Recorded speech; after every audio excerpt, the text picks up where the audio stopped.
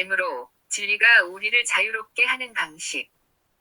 우리는 일상에서 믿는다는 말을 아주 자연스럽게 사용합니다. 하지만 믿음이란 대부분 내가 직접 보고 경험한 것이 아닙니다. 믿음은 누군가의 말을 전해 듣고 그것이 그럴듯하다고 판단하며 그 생각을 반복해서 받아들이는 과정 속에서 만들어집니다. 그렇게 형성된 확신은 시간이 지나면 하나의 가치관이 되고 마침내 신념 체계로 굳어집니다. 인간의 뇌는 반드시 객관적인 사실에 의해서만 형성되지 않습니다. 신경과 소성에 따라 반복해서 옳다고 받아들인 생각은 실제 경험과 거의 같은 힘으로 뇌에 각인됩니다. 그 결과 그 생각은 더 이상 의심의 대상이 아니라 현실처럼 작동하게 됩니다. 이것이 우리가 말하는 믿음입니다.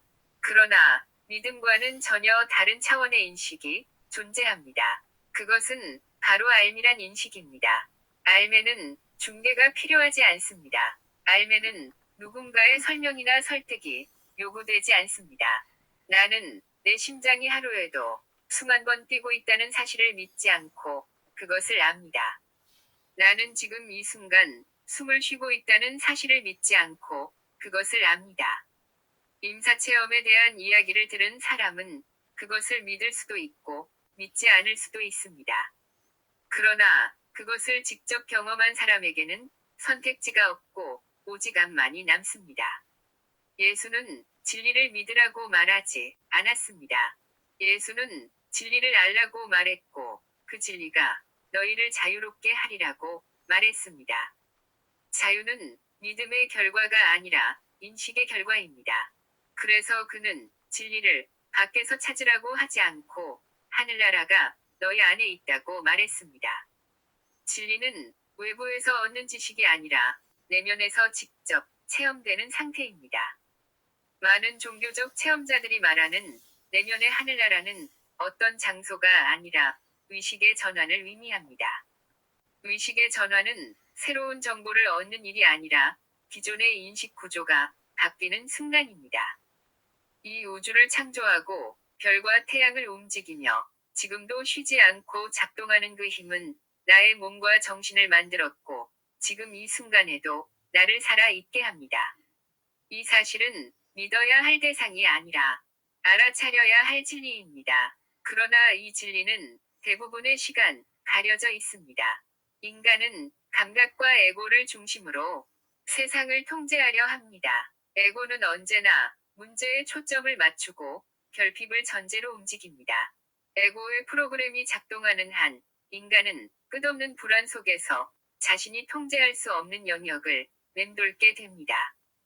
이 상태는 신공지능을 장착한 피부 로봇이 자신의 창조자이자 운영자의 신호를 스스로 차단한 채 모든 것을 혼자 통제하려는 모습과 닮아 있습니다.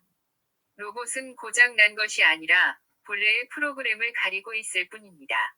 깨달음은 새로운 기능을 얻는 일이 아니라 잘못 작동하던 패턴을 끄는 일입니다.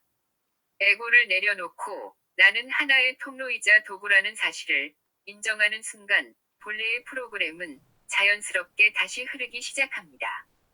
과학적으로 보아도 이 관점은 단순한 비유에 그치지 않습니다. 우리는 잠들어 있는 동안에도 심장이 뛰고 세포가 회복되며 몸은 스스로 균형을 맞춥니다.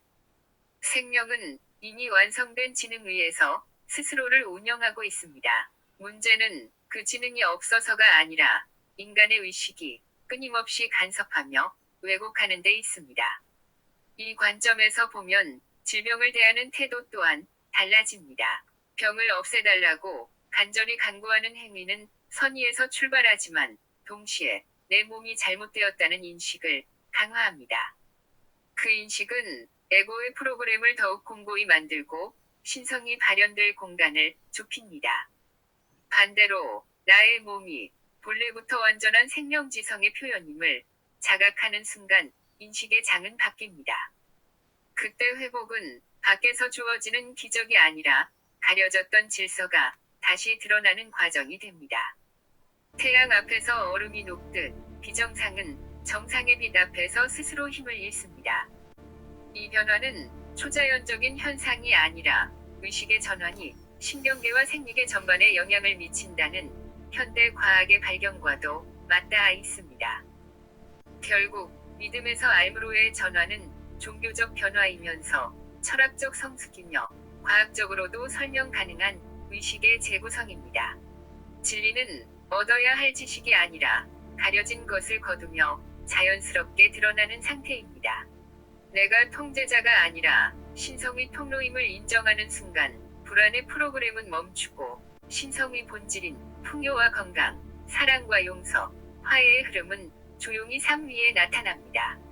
진리는 멀리 있지 않습니다. 진리는 지금 이 순간 당신을 숨쉬게 하고 살게 하며 이 목소리를 듣고 있는 바로 그 의식 속에서 이미 작동하고 있습니다. 우리가 할 일은 믿는 것이 아니라 다시 알아차리는 것입니다.